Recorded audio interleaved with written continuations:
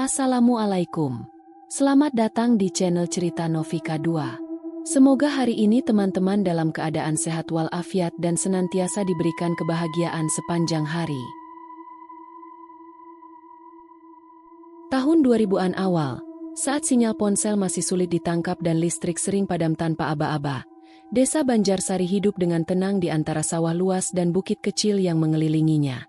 Jalanan masih berkerikil, dan warung-warung berlampu petromax jadi tempat berkumpul warga selepas maghrib. Namun, ketenangan itu belakangan mulai terganggu oleh satu kata yang membuat semua kepala desa di seantero Kabupaten Pening Tujuh keliling. Maling. Tidak tanggung-tanggung. Pencurian yang terjadi bukan cuma motor atau barang elektronik.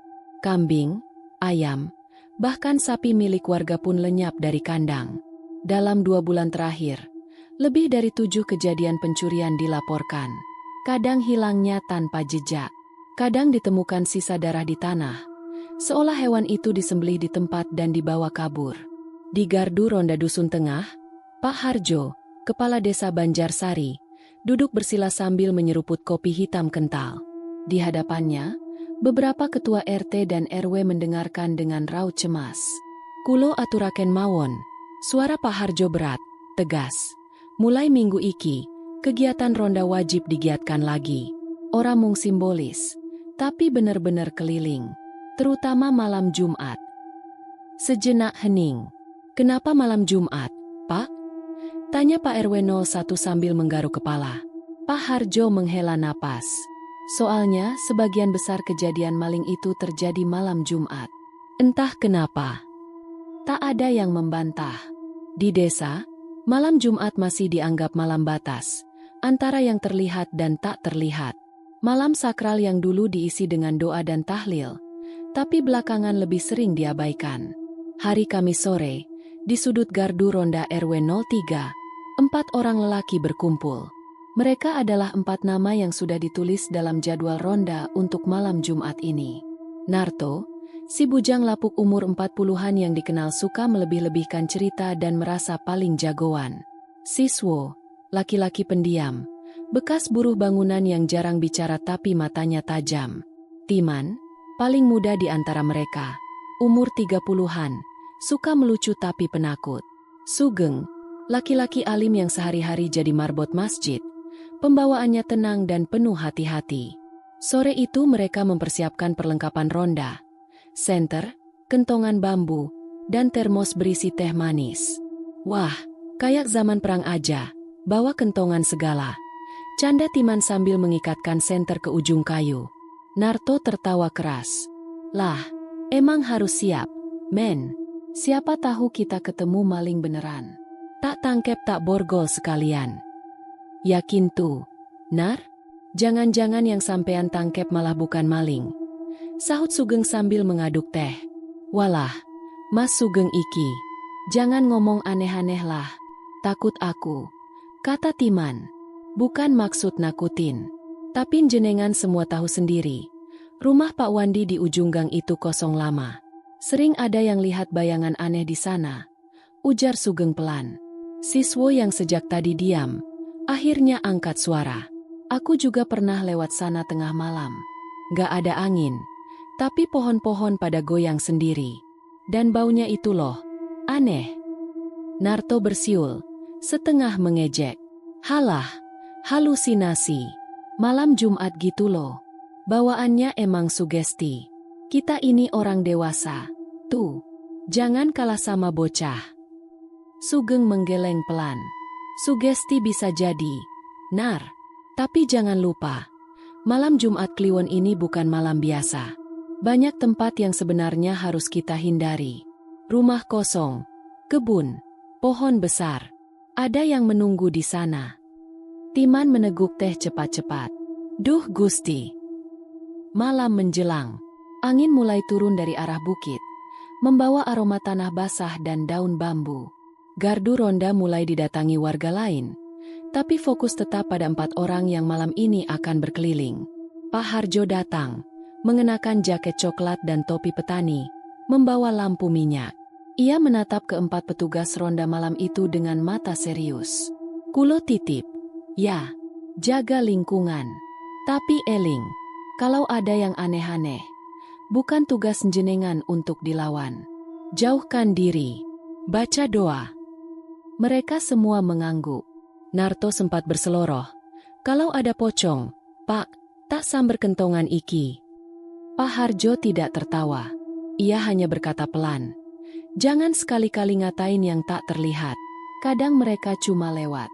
Tapi kalau dihina mereka balik. Suasana langsung canggung. Narto menggaruk kepala. Tertawa kecil.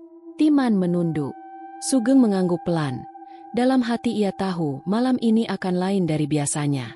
Jam 11 malam, mereka mulai berkeliling. Melewati pos jaga, jalan setapak, dan beberapa rumah warga yang sudah tertutup rapat. Kentongan dipukul pelan tiap 15 menit. Diselingi suara batuk dan obrolan ringan. Rumah Pak Wandi nanti kita lewatin gak? Tanya Timan setengah takut. Lewatin aja. Biar sekalian diperiksa. Siapa tahu ada maling ngumpet, kata Narto. Sugeng diam.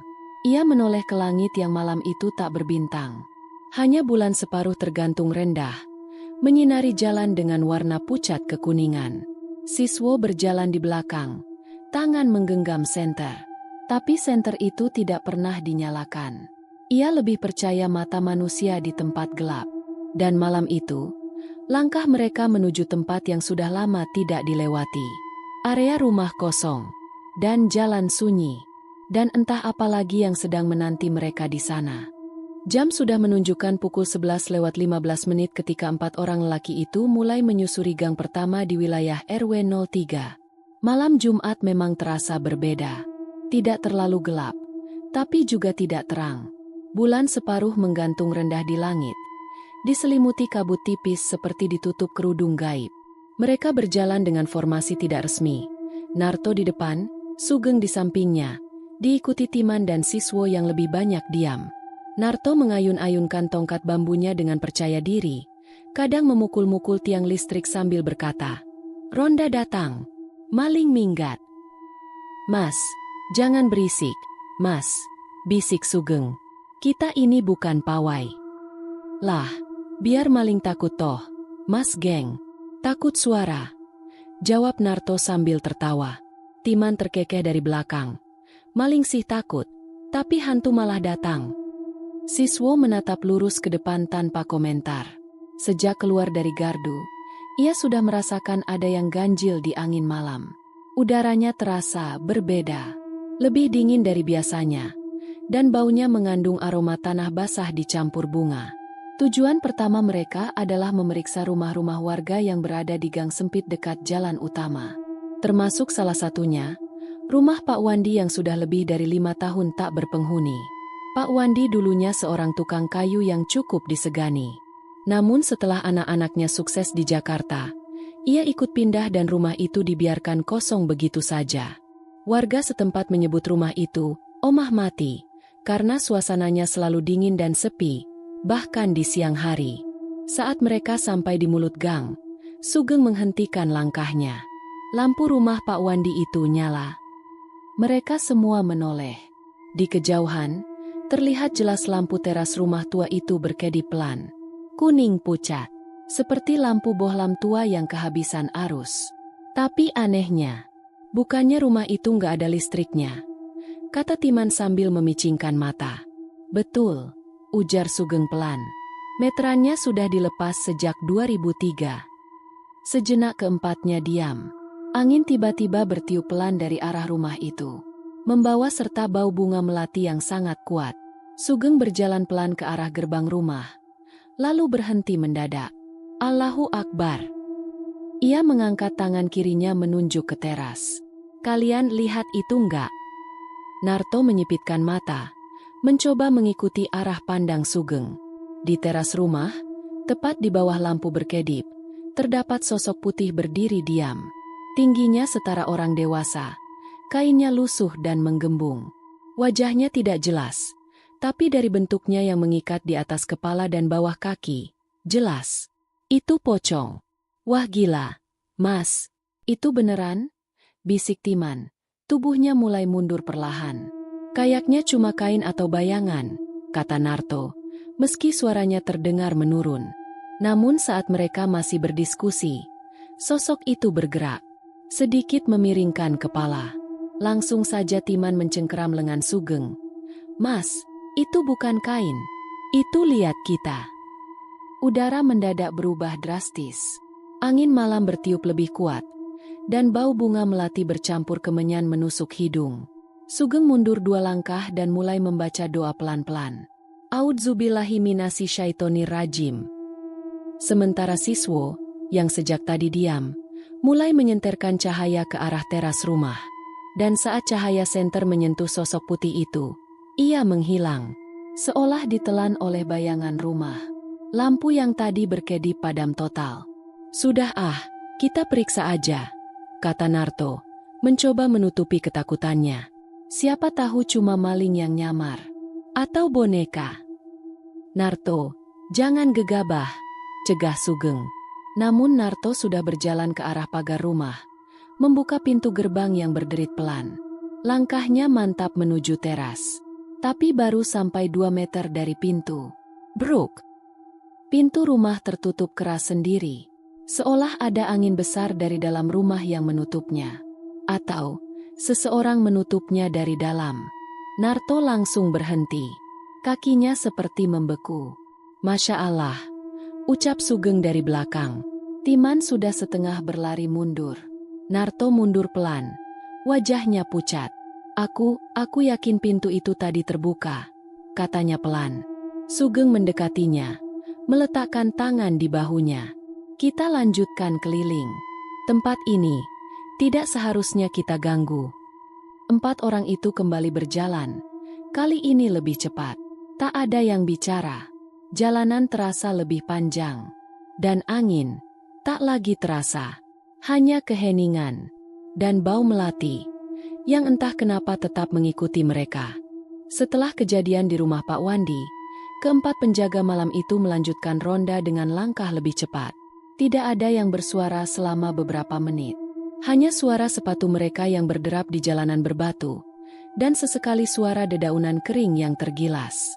Angin malam kembali bertiup dari arah lapangan desa, membawa hawa lembab dan bau tanah basah. Di kejauhan, suara jangkrik terdengar aneh, seolah bersahutan dalam nada yang tidak biasa, seperti menyampaikan pesan yang hanya bisa dimengerti oleh mereka yang tidak kasat mata.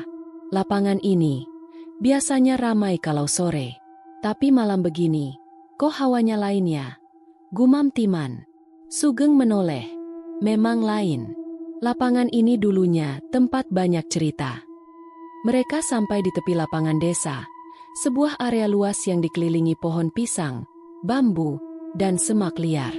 Biasanya digunakan untuk sepak bola atau senam pagi ibu-ibu. Tapi malam ini, lapangan itu tampak gelap dan berembun. Tanahnya basah padahal tak hujan sejak sore. Saat mereka mulai melewati sisi timur lapangan, suara tawa terdengar dari arah semak-semak. Cekikikan. Tawa anak-anak, cepat dan lincah, seolah sedang bermain petak umpet. Kalian dengar?" bisik Timan. Semua berhenti. Suara tawa itu makin jelas. Kini terdengar langkah-langkah kecil yang berlarian. Dan dari balik kabut ringan yang menggantung di lapangan, muncul sosok-sosok kecil. Anak-anak. Mereka berlari-lari di tengah lapangan, saling kejar, berputar-putar, tertawa. Sekilas tampak normal. Tapi saat mereka lebih dekat, wajah mereka tidak seperti anak-anak biasa. Kulitnya pucat keabu-abuan, seperti tubuh yang lama terendam air. Telinganya runcing seperti telinga kucing, dan matanya kosong, putih polos, tanpa bola mata. Ya Allah! Sugeng menarik tasbih dari kantongnya. "Anak-anak?" Suara Narto pelan, wajahnya pucat. Timan tampak ragu, namun ia berkata, "Mungkin itu anak-anak kampung sebelah? Bercanda." Tapi suara tawanya terlalu nyaring, terlalu tidak manusiawi. Salah satu dari mereka menoleh langsung ke arah keempat pria itu. Lalu tersenyum lebar, senyuman ganjil dengan gigi-gigi kecil yang tajam. "Lari, men," kata Siswo tiba-tiba. Tapi terlambat. Salah satu anak tiba-tiba berlari ke arah pohon pisang di pinggir lapangan. Refleks, Timan mengejar, seolah ingin memastikan bahwa itu manusia. Kamu, jangan lari. Ini ronda, loh. Anak itu menoleh sambil terkekeh, lalu berlari menembus batang pohon pisang. Menembus, bukan bersembunyi, bukan memanjat, tapi benar-benar menembus pohon itu dan menghilang. Timan berhenti mendadak. Matanya membelalak. Astagfirullah, beneran bukan manusia. Mereka semua berkumpul lagi di sisi lapangan. Degup jantung terdengar dalam keheningan. Sugeng masih membaca doa. Timan duduk terengah-engah. Narto diam 1000 bahasa. Lalu Siswo akhirnya bicara. Dulu, waktu aku masih kecil, ada kejadian di sungai sebelah lapangan ini. Mereka semua menoleh padanya. Ada 3 anak tenggelam. Waktu main air pas musim hujan. Sungai meluap. Sampai sekarang, jasad mereka gak pernah ketemu. Cuma sandal dan mainan mereka yang ditemukan di pinggir kali. Timan memeluk lututnya. Jangan bilang, itu mereka. Sugeng menjawab pelan. Kalau belum ditemukan, bisa jadi mereka masih di sini. Mas bermain. Tiba-tiba, dari arah lapangan terdengar suara peluit plastik. Semua menoleh. Di tengah lapangan, sebuah peluit anak-anak tergeletak di tanah. Padahal mereka semua tahu, tadi tempat itu kosong. Timan mendekat dengan hati-hati, lalu mengambil peluit itu. Warna merah, usang. Di badannya tertulis huruf luntur. Gilang. Sugeng menyebut. Salah satu anak yang tenggelam dulu, namanya Gilang. Seketika peluit itu meletus sendiri di tangan Timan. Tidak keras, tapi cukup untuk membuat mereka mundur serentak. Sugeng menatap ketiganya satu persatu. Kita bukan jaga kampung malam ini. Kita jaga batas. Batas antara apa? Tanya Narto, suara tercekat. Antara yang hidup dan yang belum selesai. Tak ada yang menyahut. Angin kembali bertiup. Bau bunga melati kembali hadir. Dan dari balik kabut suara tawa anak-anak masih terdengar samar. Menyelinap dalam hati siapapun yang masih menolak percaya. Langkah kaki mereka mulai melambat. Suasana malam terasa makin berat. Seperti udara di sekitar mereka menekan dada dan membuat napas lebih pendek. Setelah kejadian di lapangan, rasa takut mulai menjalar ke dalam kepala mereka satu persatu. Bahkan Narto yang biasanya paling berani pun mulai bicara lebih pelan. Ayo kita selesaikan satu jalur lagi, terus balik ke pos, kata Narto cepat. Menutupi kegugupannya dengan nada memerintah. Siswo hanya mengangguk. Timan masih mengelus dada, sambil sesekali menoleh ke belakang, memastikan tidak ada yang mengikuti. Sugeng, yang dari tadi diam sambil membaca doa dalam hati, tiba-tiba berkata, masih ada satu tempat yang belum kita lewati. Belakang rumah Pak Sukir. Narto langsung berhenti. Apa harus ke sana? Itu kan cuma kebun kecil. Dan pohon mangganya, tambah Sugeng, yang katanya dijaga. Belakang rumah Pak Sukir adalah sebidang tanah yang sejak dulu tak pernah dijamah siapapun, bahkan oleh Pak Sukir sendiri. Di sanalah berdiri pohon mangga besar, yang batangnya tebal seperti peluk 4 orang dewasa. Cabangnya rimbun menutupi separuh langit malam. Orang-orang bilang, pohon itu tidak pernah gugur daunnya, bahkan saat musim kemarau panjang. Buah mangganya kadang jatuh sendiri, membusuk tanpa pernah dipetik. Warga meyakini pohon itu dijaga. Entah oleh apa. Dan malam ini, 4 penjaga ronda berjalan pelan menuju arah belakang rumah tua itu. Setiap langkah mereka seperti terdengar lebih keras dari biasanya. Batu kecil yang tergilas kaki seolah memantul di kepala. Dan makin dekat ke pohon, makin kuat bau kayu basah bercampur amis. Saat sampai sekitar 10 meter dari pohon mangga, mereka semua mendadak berhenti. Bukan karena takut, tapi karena tubuh mereka seolah enggan bergerak. Di bawah cahaya bulan yang tertutup awan, tampak sosok besar berdiri di antara akar pohon mangga yang menonjol keluar dari tanah. Tinggi hampir 3 meter, tubuhnya besar, bulu hitam menutupi seluruh bagian tubuh seperti gorila, tapi berdiri tegak seperti manusia. Mata merahnya menyala, bersinar dalam gelap. Gendruwo. Sosok yang hanya mereka dengar dari cerita orang tua. Tapi malam ini, berdiri nyata di hadapan mereka. Genderuwo itu tidak bergerak, hanya berdiri, menggeram pelan seperti napas berat yang ditahan. Matanya menatap tajam ke arah mereka berempat. Lalu, pelan-pelan, ia mengangkat tangan kirinya, yang besar dan kasar, dan menunjuk lurus ke arah barat. Mereka mengikuti arah telunjuknya. Di sana, di kejauhan, terlihat pagar bambu kebun Bukarni, seorang janda tua yang tinggal sendirian di ujung desa. Kebunnya dipenuhi tanaman obat dan bunga, dan sering jadi tempat warga mencari daun sirih atau jahe. Tapi malam ini, kebun itu tampak gelap, mati, seperti tertelan bayangan sendiri. Genderuwo itu terus menunjuk ke sana. Tak mengucap sepatah kata, tak menyerang. Hanya berdiri seperti penunjuk jalan dari dunia yang lain. Timan hampir menangis. "Mas geng, aku gak kuat. Mas, kita pulang aja." Sugeng melangkah maju. Tangannya gemetar tapi mantap. Ia mengambil tasbih dari saku dan mulai membaca doa keras-keras. A'udzubillahi minasyaitonir rajim. Bismillahirrahmanirrahim. Allahu la ilaha illallah al-hayyul qayyum. Suaranya makin lantang. Sementara genderuwo itu tetap berdiri, kini menggeram lebih keras.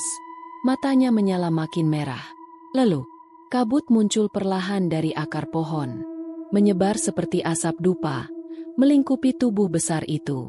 Dan dalam hitungan detik, sosok itu lenyap. Hanya tersisa bau menyengat, seperti belerang terbakar dan bunga busuk. Semua diam, tak ada yang bicara. Hingga akhirnya Narto bersuara, setengah marah, setengah bingung. "Kita lanjut. Ronda belum selesai." Timan langsung menolak. "Lanjut apaan, Nar? Kita udah lihat setan tadi. Gede banget. Ngapain dipaksain?" Narto mendekati Timan, menatapnya tajam. "Kalau kita mundur sekarang, artinya kita kalah. Sama siapa? Sama bayangan? Ini kampung kita." Sugeng memotong. "Bukan soal kalah atau menang, Nar. Ini bukan urusan dunia. Tempat ini sudah mulai menampakkan apa yang selama ini disembunyikan." Siswo menimpali lirih. "Kita bukan cuma lewat. Kita, seperti dilihat balik." Mereka semua terdiam. Dan saat malam makin larut, jalan ke kebun Bukarni jadi pilihan berikutnya. Bukan karena mereka mau, tapi karena seakan diperintah oleh sesuatu yang lebih besar dari diri mereka sendiri. Langkah mereka makin berat saat mendekati kebun milik Bukarni. Udara seolah berubah. Dari dingin basah menjadi hangat dan lembab, seperti memasuki perut bumi. Aneh, karena ini malam. Langit mendung dan angin dari arah bukit barat seharusnya membawa hawa dingin. Namun di area sekitar kebun itu, udara terasa diam dan tebal. Tak ada suara jangkrik, tak ada daun yang bergesekan. Hanya keheningan. Kebun itu dikelilingi pagar bambu sederhana, dengan pintu kayu kecil yang biasanya selalu terbuka. Tapi malam itu, pintu itu tertutup rapat, dan dari balik semak-semak dalam kebun, terdengar suara gamelan. Pelan, mengalun lembut, seperti sedang mengiringi penari tayub. Kendang, saron, gong kecil, semuanya lengkap, namun seperti datang dari bawah tanah. Mereka berdiri mematung. "Sampean denger gamelan itu?" tanya siswo perlahan. Sugeng mengangguk pelan. "Saya dengar, bukan dari radio, bukan juga dari rumah sekitar sini." Lalu suara itu berhenti, tapi sunyi tidak datang. Justru digantikan oleh sesuatu yang lebih halus, lebih merayap. Bisikan, "Narto." Suara pertama yang terdengar seperti angin menerpa daun pisang. Pelan, tapi jelas. "Narto." Narto refleks menoleh ke kiri. Tak ada siapa-siapa. Tapi napasnya mendadak terasa sesak. Lalu disusul Timan, Siswo, Sugeng. Satu persatu, nama mereka disebut. Pelan, seolah dibisikkan di belakang telinga. Tapi ketika mereka menoleh, hanya semak dan kegelapan. "Kowe sing terakhir." Suara itu kini terdengar dari banyak arah. Tidak pelan lagi. Lebih dalam. Lebih berat. Ayo melu dolanan. Timan mulai gemetar. Ia menggenggam lengan Sugeng. Mas, kita pulang aja. Mas, aku ora kuat. Sugeng baru akan menjawab ketika Timan tiba-tiba membeku. Matanya melebar. Tangannya terangkat. Menunjuk ke depan. Ah, apa itu? Dari balik pepohonan bunga kenanga, muncul sosok wanita dengan rambut panjang menyentuh tanah. Ia berjalan pelan. Namun, kepalanya di bawah, kakinya di atas. Seolah berjalan dengan posisi tubuh terbalik. Seperti menempel di langit-langit. Rambutnya menjuntai panjang, menutupi wajah. Bajunya seperti kain putih yang robek-robek. Dan ia bergerak perlahan, ke arah mereka. Timan langsung jatuh terduduk, lalu pingsan seketika. Tubuhnya kejang sebentar, lalu diam. Narto ingin berteriak, tapi suaranya tak keluar. Lidahnya seperti tertahan di tenggorokan. Sosok wanita itu berhenti 3 meter di depan pagar bambu. Lalu, ia mendongak. Wajahnya hancur, matanya gelap, tidak ada hidung. Mulutnya menyeringai, penuh gigi tajam. Ia tertawa, tapi tanpa suara. Sugeng, dengan tangan gemetar, membuka tas kecilnya. Mengambil tasbih dan selembar kertas lusuh berisi ayat-ayat ruqyah. Ia membaca keras-keras. Suara bergetar tapi penuh tekad. A'udzubillahi minasyaitonir rajim. Bismillahirrahmanirrahim. Allahu la ilaha illallah al-hayyul qayyum. Begitu doa pertama keluar dari mulut Sugeng, suara gamelan kembali terdengar. Tapi kali ini seperti melawan. Dentuman gong makin keras. Suara kendang berirama cepat seperti marah. Sosok wanita itu mulai mengerang pelan, seperti terganggu oleh ayat-ayat yang dibaca. Kabut putih mulai keluar dari semak-semak, menyebar perlahan ke seluruh kebun. Suara gamelan tiba-tiba berhenti, tergantikan oleh suara tangisan anak-anak. Lirih terdengar dari bawah tanah. Ibu, aku pengen mulih. Ibu, tolong. Suara-suara itu saling tumpang tindih, seakan banyak mulut kecil yang bicara dari dalam bumi. Sugeng terus membaca doa. Narto dan Siswo kini berjongkok, menunduk, tubuh mereka menggigil. Wanita terbalik itu mundur perlahan, lalu berbalik, dan merayap masuk ke dalam tanah tanpa suara. Lalu, hening, kabut menghilang perlahan. Suara tangisan berhenti, dan malam kembali seperti semula. Timan sadar perlahan. Ia menangis tanpa suara. Matanya kosong, tubuhnya dingin. Narto mengangkat tubuhnya, mencoba menguatkan diri. Kita pulang. Sekarang. Tak ada yang membantah. Langkah mereka meninggalkan kebun Bukarni terasa seperti 1000 langkah. Udara kini dingin kembali. Tapi bukan dingin yang menyegarkan. Ini dingin yang menempel di tulang.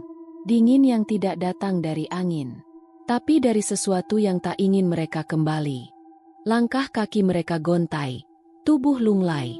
Setelah kejadian mengerikan di kebun Bukarni, tidak ada lagi yang bersuara.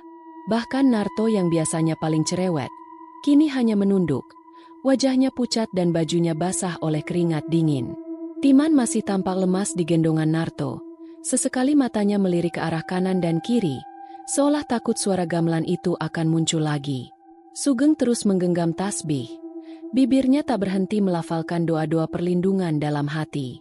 Sementara Siswo berjalan paling belakang, sesekali menoleh ke arah kebun.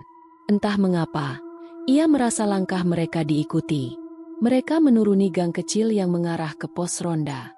Gardu kecil di bawah pohon jambu, tempat di mana perjalanan malam itu dimulai. Tapi sebelum sampai ke gang terakhir, mereka melewati perempatan kecil yang biasanya sepi. Disitulah, semuanya berubah.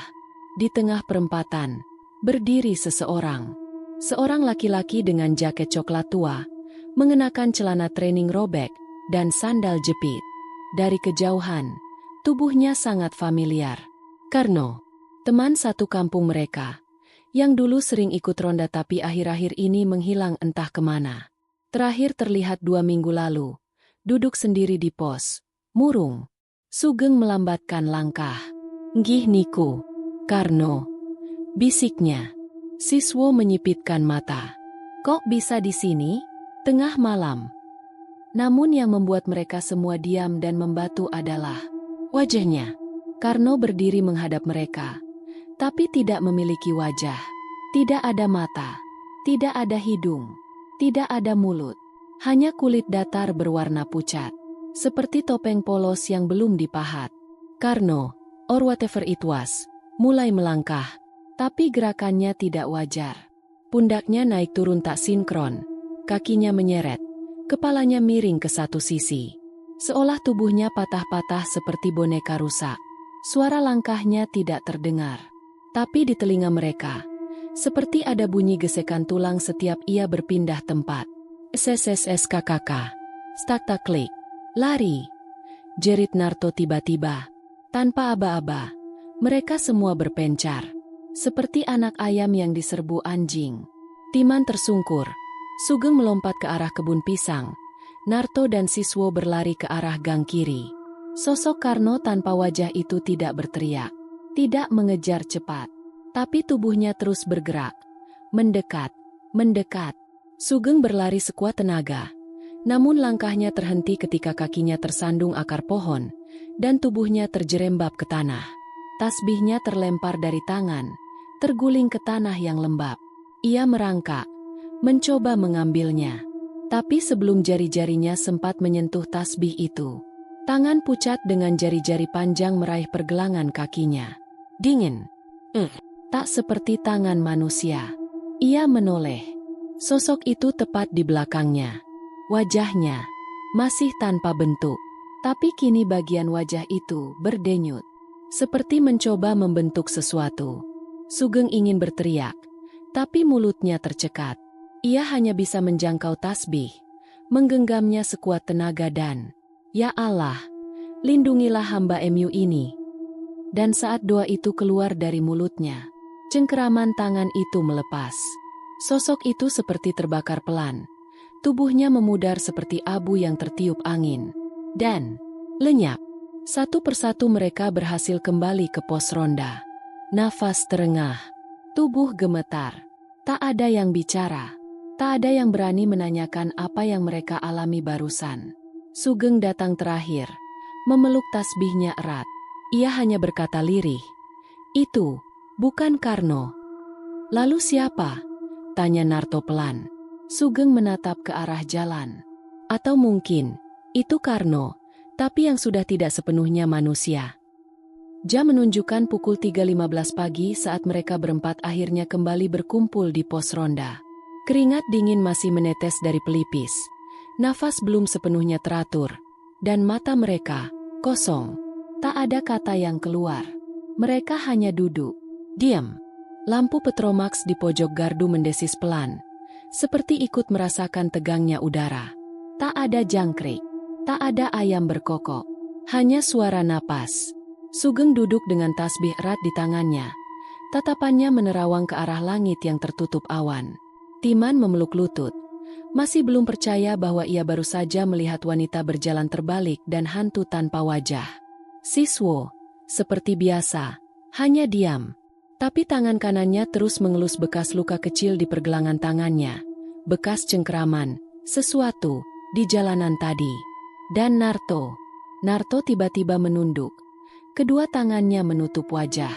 Kemudian, ia menangis. Tangisnya bukan tangis kaget, bukan juga histeris.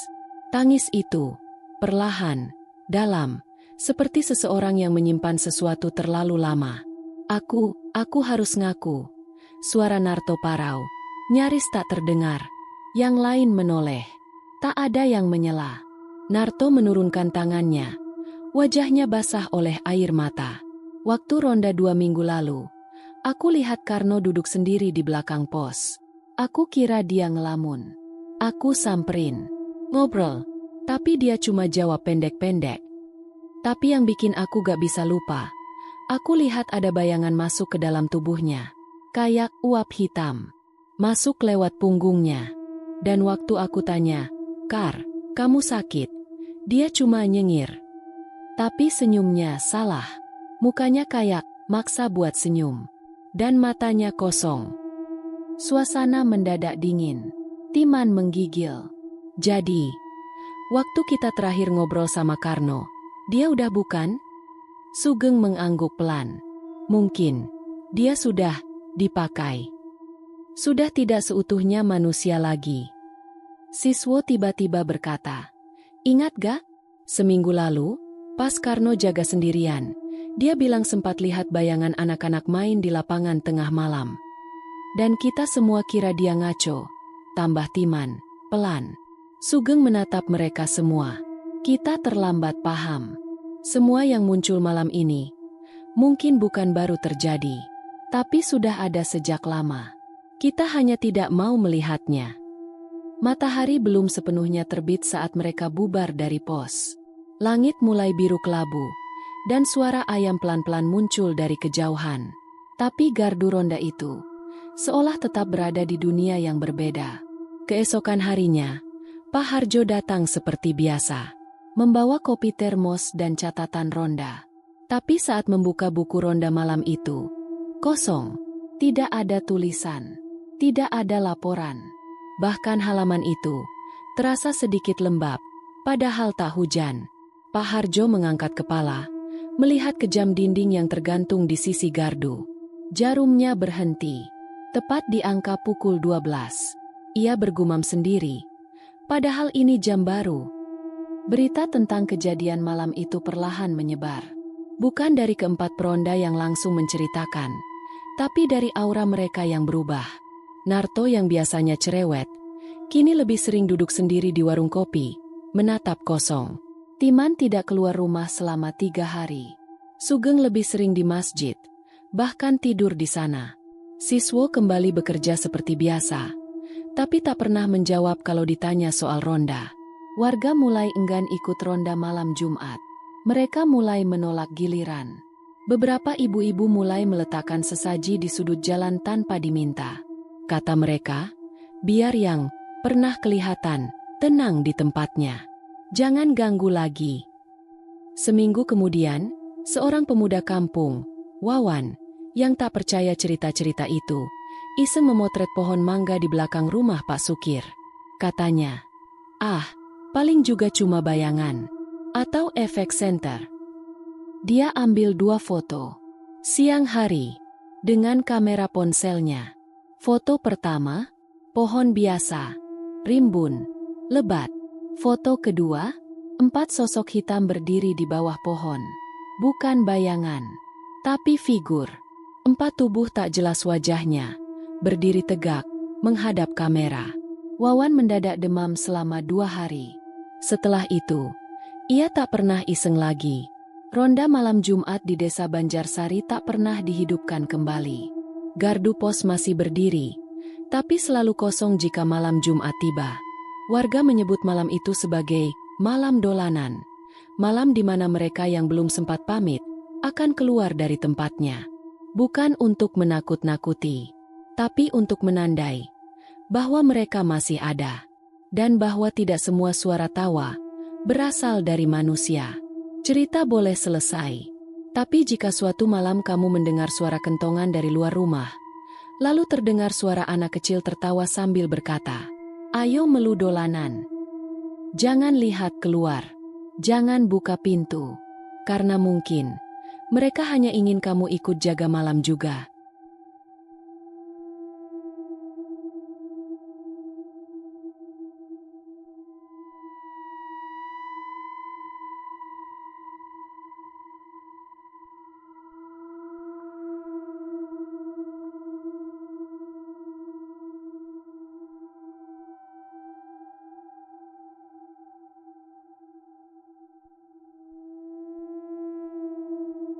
Demikian cerita hari ini.